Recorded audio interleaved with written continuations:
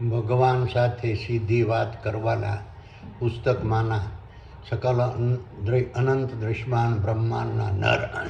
અને માદાના સ્થૂળદેહોના જાન માલ મિલકત હક અને હિતનું શારીરિક માનસિક અને વાણિજ્ય ક્ષેત્રે રક્ષણ કરવા આદ્યશક્તિરૂપી મહાશક્તિને ઉજાગર કરવા પ્રગટ થતા ક્રોધ વિષય મહાયોગ નામના 33મા અધ્યાયની કથાનો વિડીયો. પ્રથમ હું મારો પરિચય આપું છું. મારું નામ વલ્લભભાઈ ડાયાભાઈ ધામેલિયા છે. મારો જન્મ હિન્દુસ્તાનના ગુજરાત રાજ્યના ભાવનગર જિલ્લાના શિહોર તાલુકાના મઢડા ગામે લાટવાળા નામથી ઓળખાતા પટેલ પરિવારમાં થયેલ છે. હું પાલિતાણા મુકામે દસ્તાવેજ લખવાનો ધંધો કરતો હતો. હાલ સુરત મુકામે મારા સંતાનો સાથે સુખેથી મારું નિવૃત્ત જીવન પસાર કરી રહ્યો છું. બ્રહ્મ પરમાત્માના આદેશથી ચેતન બ્રહ્માંડ દ્વારા સૂક્ષ્મ બ્રહ્માંડના માધ્યમથી વર્તમાનમાં હરપળ પ્રગટ રહેતી ક્રોધ વિષય નામની વેબસાઇટો 1400 અબજ સાલ પૂર્વે સૃષ્ટિના આરંભકાળથી વર્તમાનમાં હરપળ આજ પણ કૃષ્ણરૂપી આત્મા સમસૂક્ષ્મ દેહોની અધ્યક્ષતામાં મનની માંગણી મુજબ, બુદ્ધિની કળા મુજબ, વિચારોની સલાહ મુજબ અને જીવોના સુપરવિઝનમાં બ્રહ્મારૂપી સર્જક, વિષ્ણુરૂપી પાલક, ગુણપતિરૂપી ગુણદાતા, આદ્યશક્તિરૂપી શક્તિદાતાના સાનિધ્યમાં તારા, સૂર્યો, ચંદ્રો, ગ્રહો, ઉપગ્રહો, ઉલ્કાઓ અને પિંડો તેમજ જળચર અને સ્થળચર વનસ્પતિ, ઝાડો, છોડો, વૃક્ષો, વેલાઓ, ઘાસો, શેવાળો, પશુઓ, પ્રાણીઓ, પક્ષીઓ, માનવો, વાંદરો, જીવાણુઓ, કીટાણુઓ, અણુ અને પરમાણુના નર અને માદાના સ્થૂળદેહોના મગજમાં આવેલા સ્વર્ગરૂપી ચિત્ત નામના ક્ષેત્રમાં નર અને માદાના સ્થૂળદેહોના જાન માલ મિલકત હક અને હિતનું શારીરિક માનસિક અને વાણિજ્ય ક્ષેત્રે રક્ષણ કરવા આદ્યશક્તિરૂપી મહાશક્તિને દ્રશ્યમાન બ્રહ્માંડમાં વર્તમાનમાં હરપળ પ્રગટ કરતી રહે છે. આ રીતની બ્રહ્મ પરમાત્માના આદેશથી ચેતન બ્રહ્માંડ દ્વારા દૃશ્યમાન બ્રહ્માંડના માધ્યમથી વર્તમાનમાં હરપળ પ્રગટ થતી ક્રોધ વિષય મહાયોગ નામની વેબસાઇટોના પ્રભાવથી તારા, સૂર્યો, ચંદ્રો, ગ્રહો, ઉપગ્રહો, ઉલ્કાઓ અને પિંડો તેમજ જળચર અને સ્થળચર વનસ્પતિ, ઝાડો, છોડો, વેલાઓ, ઘાસો, શેવાળો, પશુઓ, પ્રાણીઓ, પક્ષીઓ, માનવો, વાંદરો, જીવાણુઓ, કીટાણુઓ, અણુ અને પરમાણુના નર અને માદાના સ્થૂળદેહોના મગજમાં આવેલા સ્વર્ગ સમાન શીતૃતિ ક્ષેત્રમાં જાન માલ મિલકત હક અને હિતનું શારીરિક માનસિક અને વાણિજ્ય ક્ષેત્રે રક્ષણ કરવા આદ્યશક્તિરૂપી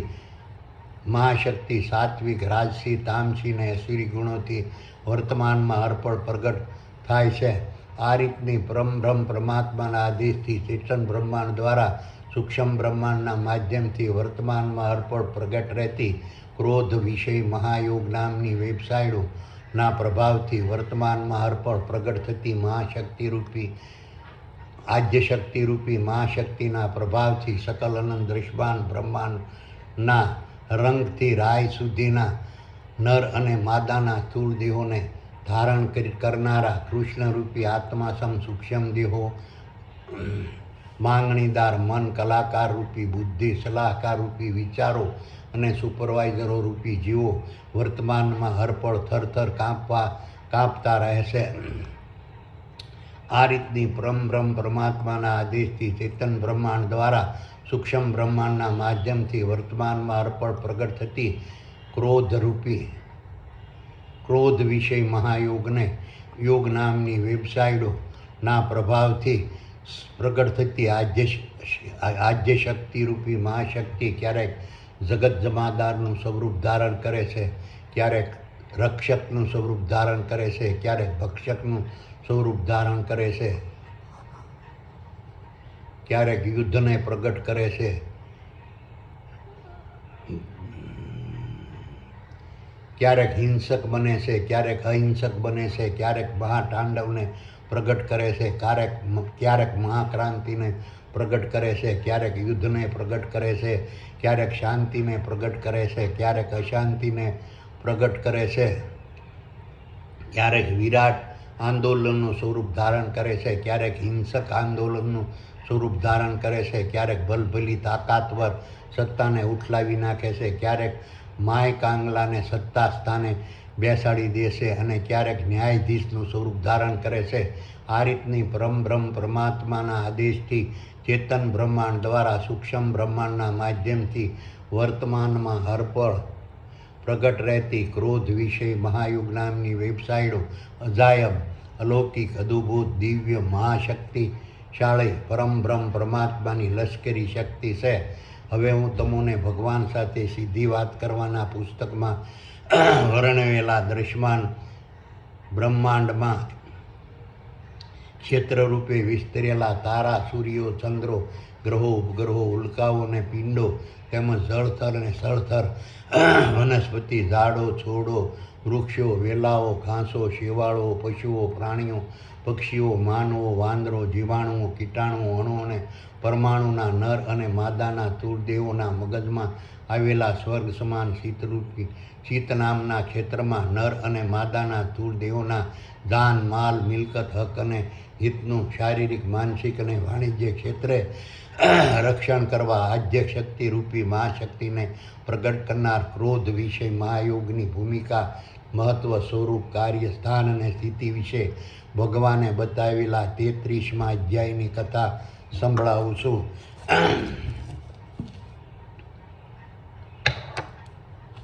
વલ્લભ કહે, હે સુપર પાવર, હવે મને ક્રોધ નામના વિષયના મહત્વ વિશે સમજાવો અને ક્રોધ નામના વિષયથી દ્રશ્યમાન દેહો પર થતી અસરો વિશે સમજાવો અને ક્રોધ નામના વિષયથી સૂક્ષ્મ દેહો પર થતી અસરો વિશે સમજાવો. સુપર પાવર કે હે વલ્લભ, હવે હું તને ક્રોધ નામના વિષયના મહત્વ વિશે સમજાવું છું અને ક્રોધ નામના વિષયથી દ્રશ્યમાન દેહો પર થતી અસરો વિશે સમજાવું છું અને ક્રોધ નામના વિષયથી સૂક્ષ્મ દેહો પર થતી અસર વિશે સમજાવું છું. ચેતન બ્રહ્માંડના આધાર પર સૂક્ષ્મ બ્રહ્માંડમાંથી પસારિત થતી ક્રોધ નામની વેબસાઇટોના પ્રભાવથી સકલ અનંત દ્રશ્યમાન બ્રહ્માંડના તમામ દ્રશ્યમાન દેહોમાં મહાક્રોધ નામનો વિષય વર્તમાનમાં અર્પણ પ્રગટ થતો રહે છે અને દ્રશ્યમાન દેહોમાં રહેલા સૂક્ષ્મ દેહો અને સુપરવાઇઝરો રૂપી જીવો મહાક્રોધ નામના વિષયના પ્રભાવની અસર અને પ્રતિક્રિયાનો અહેસાસ અને અનુભવ કરતા રહે છે. આ રીતની મહાક્રોધ નામની વિષય દ્રશ્યમાન બ્રહ્માંડમાં જમાદારનું પદ ભોગવે છે. આ રીતના મહાક્રોધ નામના વિષયથી દ્રશ્યમાન દેહોના સૂક્ષ્મ દેહો અને સુપરવાઇઝરના જીવો ભયભીત, ગભરાયેલા અને મૂંઝાયેલા રહે છે. સૂક્ષ્મ બ્રહ્માંડમાંથી પસારિત થતી ક્રોધ નામની વેબસાઇટોના પ્રભાવથી ઉત્પન્ન થતો મહાક્રોધ નામનો વિષય દ્રશ્યમાન દેહોમાં રહેલા સૂક્ષ્મ દેહો અને સુપરવાઇઝરો રૂપી જીવો માટે સત્ય, અહિંસા, ત્યાગ, સંતોષ, પ્રેમ અને દયાના માધ્યમથી લડતો રહે છે અને દ્રશ્યમાન દેહોમાં રહેલા સૂક્ષ્મ દેહો અને સુપરવાઇઝરો રૂપી જીવો માટે સ્વાર્થ, અસત્ય, હિંસા, લોભ, લાલચ, કપટ, દ્વેષ, ઘૃણા, ઘમંડ અને ઈર્ષ્યાના માધ્યમથી લડતો રહે છે અને દ્રશ્યમાન દેહોમાં રહેલા સૂક્ષ્મ દેહો અને સુપરવાઇઝરો રૂપી જીવો માટે કામ, આશા, દ્રષ્ટિ, શ્રવણ, ધ્રાણ, થાક, ભૂખ, મોહ અને સૌમાનના માધ્યમથી લડતો રહે છે અને દ્રશ્યમાન દેહોમાં રહેલા સૂક્ષ્મ દેહો અને સુપરવાઇઝરો રૂપી જીવો માટે સ્વાદ, શબ્દ, રૂપ, સ્પર્શ, ગંધ, રંગ, ગંધ, ભય, નિંદ્રા અને મૈથુનના માધ્યમથી લડતો રહે છે અને જ્ઞાન, ગુણ, ધર્મ રૂપી દ્રશ્યમાન બ્રહ્માંડની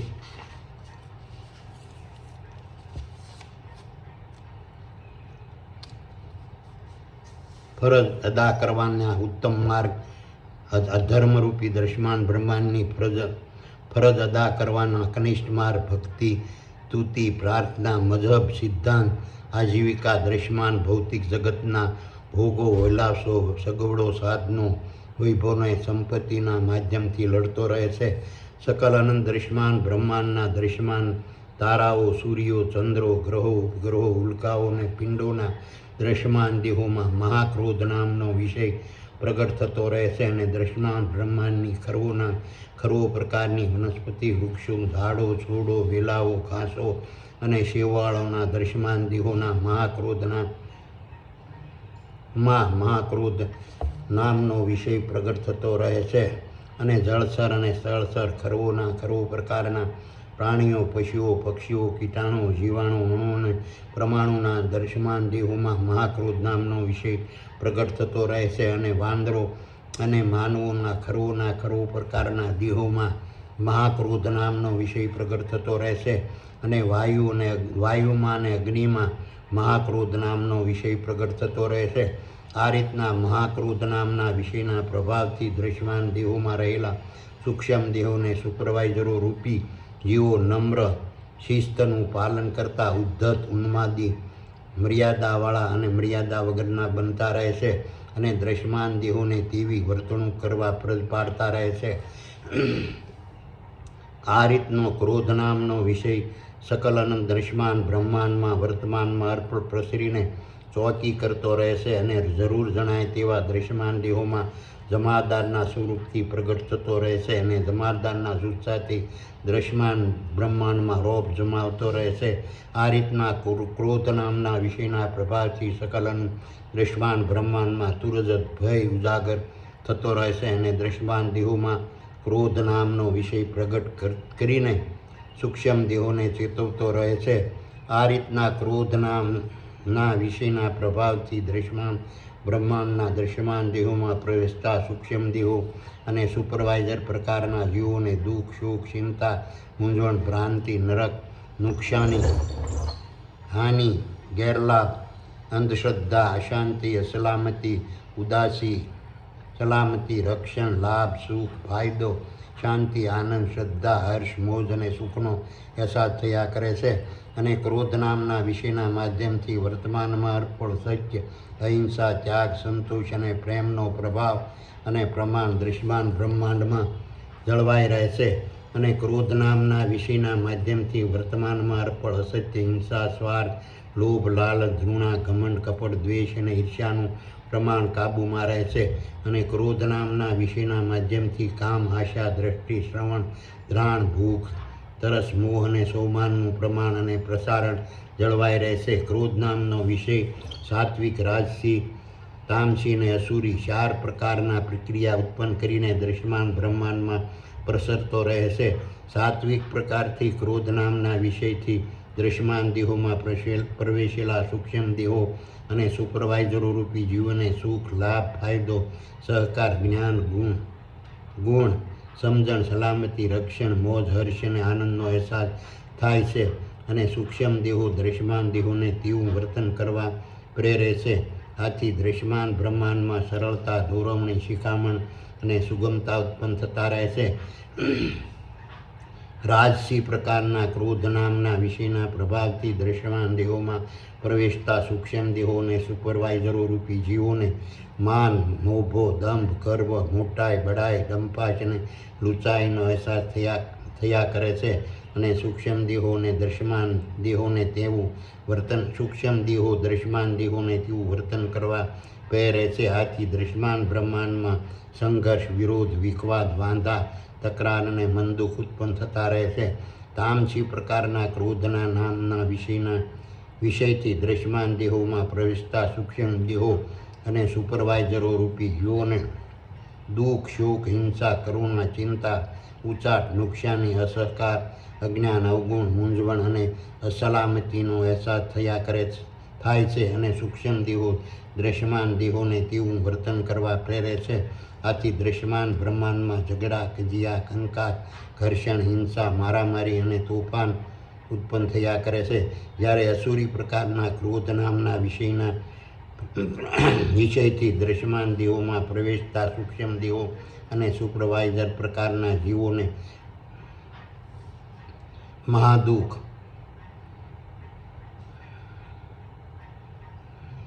મહાદુઃખ ઉત્પન્ન નો અહેસાસ થાય છે અને સૂક્ષ્મ દેહો દ્રશ્યમાન દેહોને તેવું વર્તન કરવા પ્રેરે છે. આથી દ્રશ્યમાન બ્રહ્માંડમાં નર્કનું સામ્રાજ્ય સ્થાપિત થાય છે થયા કરે છે. આ રીતના ક્રોધ નામના વિષયના પ્રભાવથી દ્રશ્યમાન દેહોમાં પ્રવેશતા સૂક્ષ્મ દેહો પોતાના સ્વાર્થ માટે દ્રશ્યમાન દેહોમાં ક્રોધને પ્રગટ કરાવતા હોય છે. તેવા સમયે દ્રશ્યમાન બ્રહ્માંડમાં ઝઘડા, કજિયા, કંકાસ, ઘર્ષણ, હિંસા, મારામારીને તોફાન ઉત્પન્ન થતા રહે છે. અને ક્રોધ નામના વિષયના પ્રભાવથી દ્રશ્યમાન દેહોમાં પ્રવેશતા સૂક્ષ્મ દેહો અન્યના સ્વાર્થ માટે દ્રશ્યમાન દેહોમાં ક્રોધને